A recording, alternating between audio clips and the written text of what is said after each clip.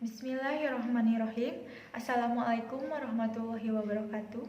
Perkenalkan, nama saya Rizky Amalia Putri, NIM 2018-06-155, Akuntansi 4D, Fakultas Ekonomi Universitas Kuningan. Di sini saya akan mempresentasikan mengenai hasil analisis laporan keuangan PT Sampurna Agro Tbk yang saya kerjakan. Dalam kesempatan kali ini, saya akan menyampaikan mengenai yang pertama yaitu profil perusahaan, yang kedua yaitu analisis perbandingan dan analisis rasio, yang ketiga yaitu analisis common size, yang keempat yaitu analisis trend, yang kelima analisis DuPont, dan yang terakhir yang keenam analisis cross section dan analisis time series. Langsung saja ke poin yang pertama yaitu mengenai profil perusahaan. PT Sampurna Agro Tbk atau yang disingkat dengan SGRO bergerak di bidang perkebunan kelapa sawit dan karet, pabrik kelapa sawit, pabrik penghancur kamel, produksi benih perkecambahan, pemanfaatan produk kehutanan, non-kayu atau sagu, kehutanan, dan lain-lain yang berlokasi di Sumatera Selatan, Kalimantan Barat, Kalimantan Utara, dan Riau. Selain pengembang perkebunan, mereka sendiri, perusahaan dan beberapa anak perusahaan telah mengembangkan perkebunan plasma dan mengolah kerjasama dengan petani plasma. Perusahaan mulai beroperasi secara komersial pada bulan November tahun 1998.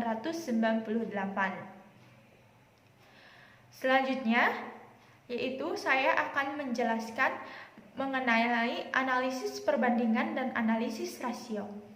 Seperti yang bisa kita lihat, terdapat total aset, total liabilitas, total ekuitas, dan total liabilitas dan ekuitas selama periode 5 tahun, yaitu dari tahun 2016 hingga tahun 2020. Yang mana hasil presentase tersebut diperoleh dengan cara menjumlahkan total tahun kedua dikurangi tahun pertama, kemudian dibagi total tahun pertama. Sebagai contohnya yang saya ambil yaitu total aset tahun 2017 dikurangi total aset tahun 2016 dan dibagi total aset tahun 2016. Selanjutnya yaitu saya akan menjelaskan mengenai analisis perbandingan laba rugi. Bisa dilihat terdapat total pendapatan, laba bruto, dan laba usaha. Presentase tersebut juga diperoleh dengan perhitungan yang sama dengan analisis perbandingan neraca tadi, yaitu bahwa tahun menjumlahkan total tahun kedua dikurangi total tahun pertama dibagi total tahun pertama. Saya ambil contohnya pada total pendapatan, yaitu total pendapatan pada tahun 2017 dikurangi total pendapatan tahun 2016, lalu kemudian dibagi total pendapatan tahun 2016.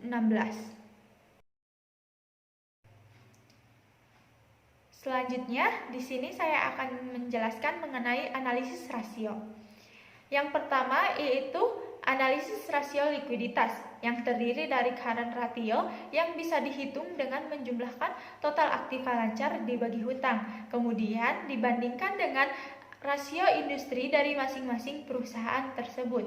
Sedangkan untuk menghitung quick ratio dihitung dengan menjumlahkan aktiva lancar dikurangi persediaan, kemudian dibagi dengan hutang lancar, dan setelah itu baru dibandingkan dengan rasio industri yang masing-masing perusahaan tersebut. Selanjutnya ada rasio leverage. Terdapat debt asset ratio yang dihitung dengan menjumlahkan total hutang dibagi dengan total aktiva. Sedangkan untuk debt to equity ratio bisa dihitung dengan menjumlahkan total hutang dibagi dengan total ekuitas yang kemudian dibandingkan juga dengan rasio industri dari masing-masing perusahaan tersebut. Selanjutnya yaitu ada analisis rasio aktivitas, terdiri dari aset turnover yang dihitung dengan cara menjumlahkan penjualan dibagi dengan total aktiva. Sedangkan untuk receivable turnover dihitung dengan cara menjumlahkan penjualan dibagi dengan piutang. Setelah itu dibandingkan dengan rasio industri dari masing-masing perusahaan tersebut.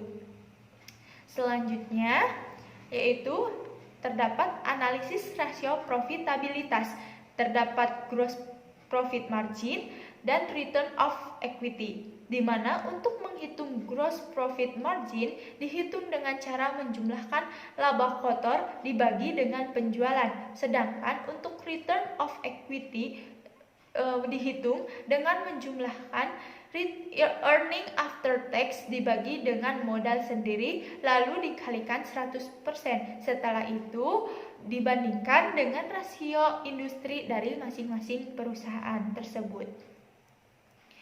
Selanjutnya, saya akan menjelaskan yaitu poin yang kedua mengenai analisis common size. Untuk menghitung analisis presentase pada analisis common size ini dapat dihitung dengan cara yaitu untuk aset, yaitu semua aset dibagi dengan total aset, sedangkan untuk liabilitas yaitu semua liabilitas dibagi dengan total liabilitas. Kemudian untuk ekuitas yaitu semua ekuitas dibagi dengan total ekuitas. Selanjutnya, analisis common size pada laporan laba rugi. Untuk mendapatkan hasil presentasenya yaitu total pendapatan yaitu laba bruto dan laba usaha dibagi dengan pendapatan. Selanjutnya, saya akan menjelaskan poin yang ketiga yaitu analisis tren. Yaitu untuk analisis tren terdapat dua, yaitu analisis tren untuk laporan posisi keuangan dan analisis tren untuk laporan laba rugi. Saya akan menjelaskan yang pertama yaitu analisis tren untuk laporan posisi keuangan. Untuk mendapatkan hasil tersebut dapat dihitung dengan cara semua tahun pertama hingga tahun kelima dibagi dengan total tahun pertama. Contohnya yaitu pada tahun 2016 dibagi dengan tahun 2016 dan tahun 2017 dibagi tahun 2016, tahun 2018 dibagi tahun 2016 dan seterusnya hingga tahun 2020. Selanjutnya yaitu ada analisis tren untuk laporan laba rugi. Dapat dihitung dengan cara yang sama seperti menghitung analisis tren untuk laporan posisi keuangan, yaitu menghitung semua tahun pertama, kedua, ketiga, keempat, dan kelima dibagi dengan tahun pertama. Selanjutnya, saya akan menjelaskan poin yang keempat yaitu analisis DuPont. Analisis DuPont yang dimana pada analisis ini akan menghasilkan ROE pada perhitungan setiap tahunnya yaitu tahun 2016, 17, 2018, 2019, dan tahun 2020. Selanjutnya saya akan menjelaskan mengenai analisis cross section dan analisis time series. Yang pertama terlebih dahulu yaitu analisis cross section.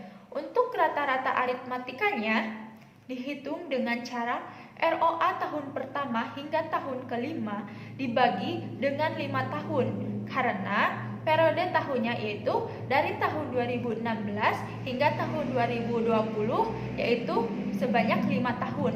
Sedangkan untuk aritmatika nilai bukunya dihitung dengan cara ekuitas dibagi dengan saham yang beredar. Untuk menghitung rata-rata terimbangnya dapat dihitung dengan ROA tahun 2016 dibagi dengan total ROA selama 5 tahun. Kemudian dikali dengan ROA 2016. Begitu dengan seterusnya sampai dengan tahun 2020. Sedangkan untuk menghitung nilai bukunya sama dengan menghitung rata-rata tertimbang ROA, yaitu dengan cara nilai buku tahun 2016 dibagi dengan total nilai buku selama 5 tahun. Sedangkan untuk menghitung mediannya dengan cara median ROA tahun ke-1 hingga tahun ke-5, sedangkan nilai bukunya dari tahun ke-1 hingga tahun ke-5. Selanjutnya, yang kedua yaitu saya akan menjelaskan mengenai analisis time series, di mana pada analisis ini terdapat ROA perusahaan dan ROA industri. Itulah presentasi yang dapat saya sampaikan mengenai analisis laporan keuangan PT Sampurna Agro Tbk. Kurang lebihnya mohon maaf. Wabillahi taufiq wal hidayah. Wassalamualaikum warahmatullahi wabarakatuh.